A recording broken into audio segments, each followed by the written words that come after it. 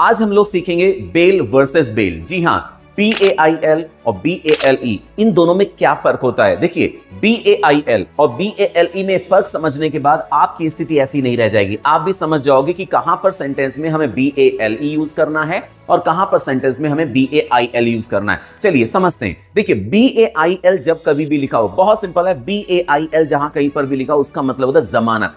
जानते होंगे जमानत, जैसे किसी भी अपराधी को जमानत मिलती है, किसी की सुना होगा उनकी जमानत कैंसिल हो गई, ठीक है, या रद्द कर दी गई, बेल उनकी रद्द कर दी गई, कैंसिल कर दी गई, तो वहां पर बेल का मतलब होता है जमानत। और BALE बेल का मतलब होता है गांठ। जैसे कॉटन वगैरह की कोई गांठ है तो उसके लिए वर्ड यूज किया जाता है BALE। अब सेंटेंस में कैसे यूज करेंगे यार, कोई दिक्कत नहीं, आराम से समझिएगा।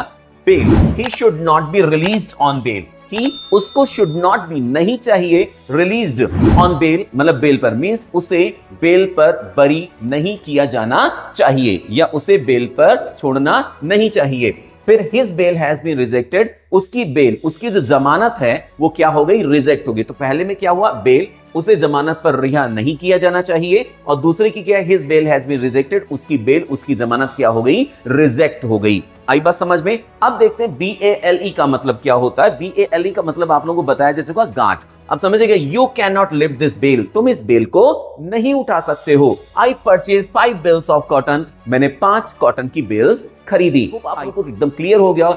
अगर क्लियर हो गया है तो लाइक, शेयर, सब्सक्राइब करना बिल्कुल मत भूलिएगा। Thank you.